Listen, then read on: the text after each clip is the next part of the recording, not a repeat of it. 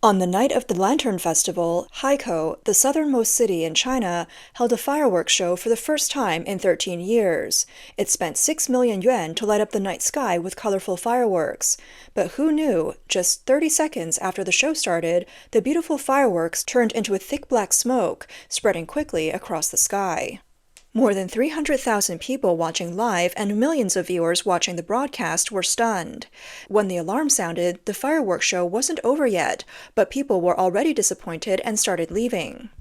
One photographer had squeezed through the crowd, carrying a heavy tripod, hoping to get some good shots. In the end, it was all for nothing. The Lantern Festival is supposed to be a lively traditional celebration in China, a time to ward off evil spirits and pray for good fortune. But the local government seemed more focused on putting on a grand show. They managed to attract over 800,000 people, with 310,000 gathered at the event, nearly a third of Haikou's population.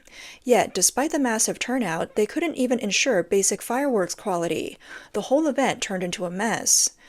In Shanxi, on the night of the Lantern Festival, after a drone show ended, people started setting off fireworks and releasing sky lanterns. The sparks from the fireworks ignited the dry reeds and grass near the park, causing flames to shoot up into the night sky. Worse still, after receiving the emergency call, it took the fire trucks 20 minutes to arrive, and the fire wasn't fully extinguished until over an hour later. This piece of land had been sitting unused since 2011 when the government took it over. It was covered in dry reeds, basically kindling waiting for a spark. Yet, when organizing the event, the authorities didn't plan for crowd control or fire safety. It's as if they never considered that something might go wrong. Things weren't much better in Zhengzhou, Henan. On the night of the Lantern Festival, fireworks sparked fires in several parks. Videos from that night clearly showed flames spreading through dry grass, with a timestamp marking 10:20 p.m. on February 12th. That night, fireworks lit up the city skies as soon as darkness fell. But alongside the bright lights came fires popping up across the city. The worst-hit areas were the South-to-North Water Diversion Park and Longhu Outer Ring Park. The South-to-North Water Diversion project was supposed to be a major infrastructure achievement, but many locals already saw it as a waste of resources that damaged the environment. Now, with the park on fire, it felt even more ironic. In Xichang, Sichuan, on February 12th, something happened that left many shaking their heads. 7 unsupervised elementary school children were playing with fireworks when they accidentally set the mountainside on fire, burning 10 hectares of forest. In the end, their parents had to pay 1.5 million yuan in damages. In China, many parents focus on their children's academic performance, neglecting other responsibilities. When something goes wrong, they often blame the child's immaturity rather than their own lack of supervision. As a result, once kids hit 7 or 8 years old, they end up doing whatever they want when they're not studying. They're left with fireworks without any adult supervision. These parents forget that watching over their children isn't optional, it's their responsibility. This year, fireworks have been breaking out across the country, from Guangdong in the south to Sichuan in the west, from Zhejiang to the east to Shandong in the north. Mountains everywhere have been burning. China may claim to be the world's second-largest economy, but it only has 80 firefighting planes. In comparison, the US and Canada have over 1,000 planes combined. This stark difference shows how little attention the Chinese government pays to public safety. For instance, on February 5th, a wildfire broke out in Rongtan County, Aba Prefecture in Sichuan. The area stood at an elevation of over 3,000 kilometers. The fire spread towards the main town and nearby villages. In response, the province only sent 495 firefighters and 93 fire trucks, no planes. The firefighters had to climb steep 45-degree slopes on foot, struggling to fight the flames. Modern firefighting techniques in other countries have long moved past this labor-intensive approach, but here, firefighters were risking their lives because the government wouldn't provide better equipment. Then there was a wildfire in Zhejiang on February 10th. In other countries, fires like this are usually contained within a few days, but in Zhejiang, the fire just kept burning until rain eventually put it out. The wildfire in Nanshan Mountain, Guangdong Province, was another frustrating example. The State Grid Corporation of China, a massive state-owned enterprise with annual revenues exceeding 1 trillion yuan, failed to maintain its high-voltage power lines. The fire reached the base of its transmission towers, something unimaginable in many other countries. All these fires across the country have exposed a glaring issue: the Chinese government's shortcomings in emergency management. It's become clear that public safety isn't really a priority. In democratic countries, officials wouldn't dare handle such matters so carelessly. The so-called institutional advantages of the Chinese system fall apart in situations like this. The wildfire risk in China isn't just about the lack of firefighting planes. It reveals deeper problems in social governance. When emergencies happen, local governments often pass the responsibility around. The blame shifting creates a situation where no one steps in to solve the problem. Take, for example, the fire on February 7th near the border of Xinjiang, Henan, and Hubei. Flames lit up the mountains, but no one took charge. According to online reports, this happens every year because of systemic loopholes. The fire risk is well known, but no effective measures are taken to prevent it. Now let's talk about the Lantern Festival traditions in Yiwu, Zhejiang, especially the Dragon Lantern parades. In previous years, these events were lively and well organized, filled with festive cheer. But this year, problems kept cropping up. In one place, a cart carrying the dragon's head was overturned by the crowd. In another town, the dragon's head nearly fell to the ground during a vegetarian offering ritual. And in yet another town, while performing the dragon tail swing, the tail wrapped around the carriers, causing several people to fall and get injured. Dragon lanterns are made of connected panels and held together by wooden sticks or ropes. If the dragon is too long, the tail gains a lot of momentum when swung. When the dragon turns or speeds up, the tail can pull the carriers along or knock them over. In Jinhua, the dragon lantern was noticeably shorter this year, just 13 panels compared to the usual 70 plus, making the dragon look weak and unimpressive. In southern China, the Dragon Lantern Parade is a significant tradition for praying for good fortune. If the dragon moves smoothly, it symbolizes a lucky and prosperous year ahead, but when things go wrong, people feel like they've offended the gods, and the blessing for the year is incomplete. And then there's the Tour of the Gods tradition in Guangdong. Every Lunar New Year, locals carry statues of deities from the temples and parade them through the streets. The atmosphere is both lively and solemn, with the sounds of gongs, drums, dragon dances, and lion dances filling the air. It's a cherished ritual to seek blessings and protection for the community. But this year, the festivities faced heavy-handed interference from the police, disrupting a tradition that's been passed down for generations. On February 10th, in Sichuan County, Guangdong Province, there was a traditional event called You Shen, the Parade of the Gods. It's celebrated on the 13th day of the first lunar month. The event had official government approval, but halfway through the performance, a large group of police officers suddenly showed up, dispersing the crowd and abruptly stopping the event. Just a couple of days later, on February 12th, a similar situation happened in Lusha Village, Leizhou, Guangdong. A large group of special police officers arrived unexpectedly and clashed with the villagers. The Parade of Gods is an old custom meant to drive away evil spirits, pray for safety, and bring good fortune.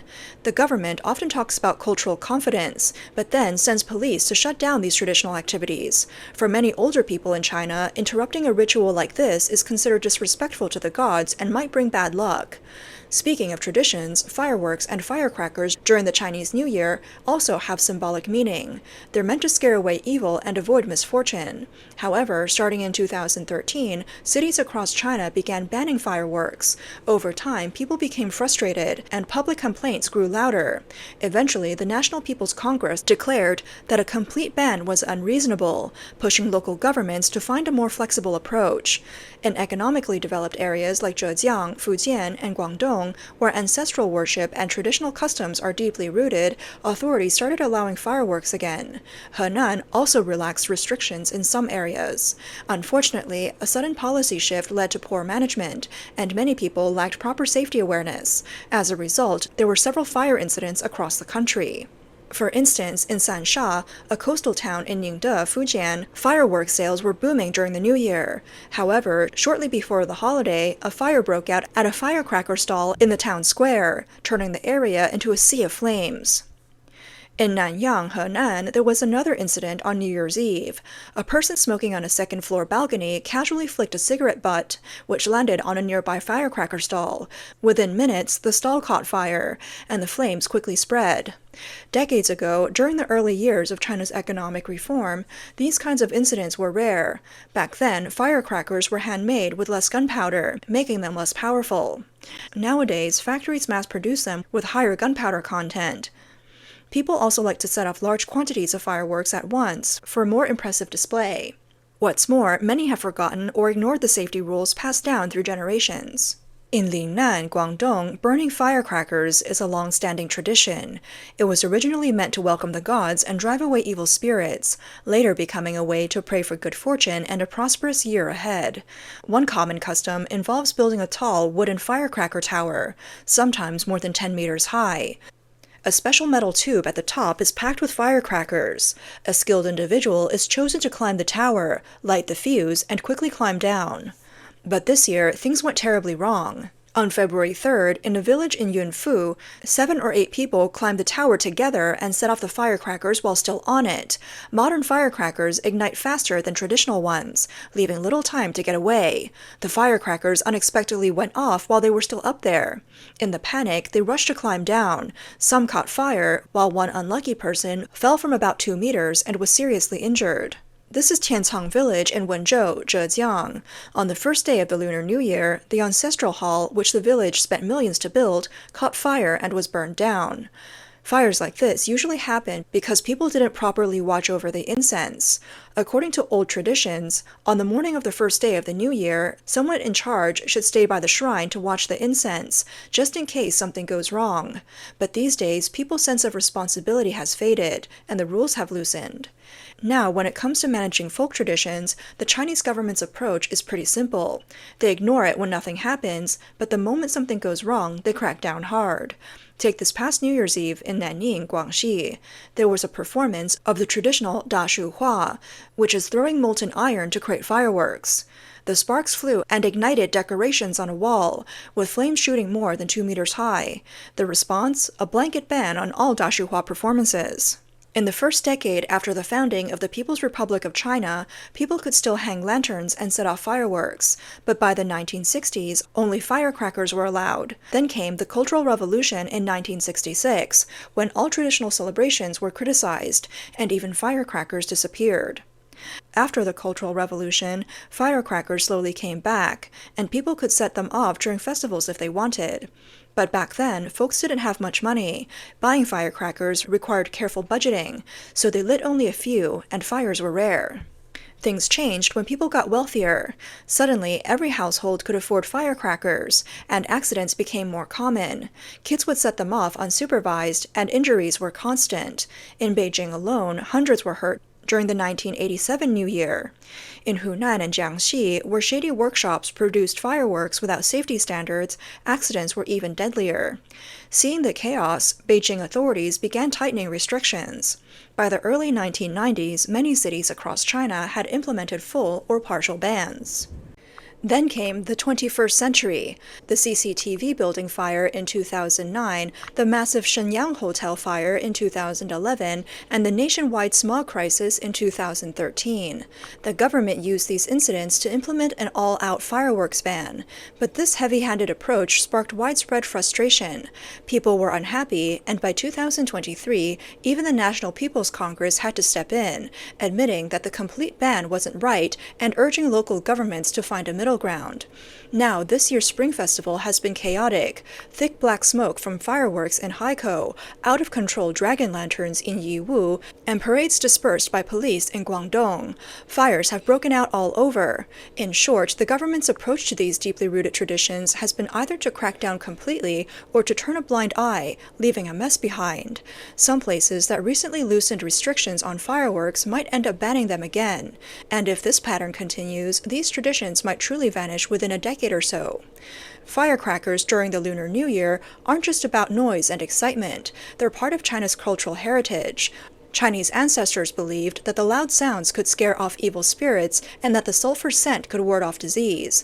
Traditional Chinese medical texts even describe how diseases start brewing around the time of the heavy snow, peak at the beginning of spring, and weaken only after rainwater and awakening of insects. Firecrackers served as both a blessing and a form of prevention. But nowadays, young people feel increasingly disconnected from the New Year celebrations. Families gather for a meal, but everyone just stares at their phones. The once deafening sounds of firecrackers have faded, and the festive atmosphere gets weaker each year.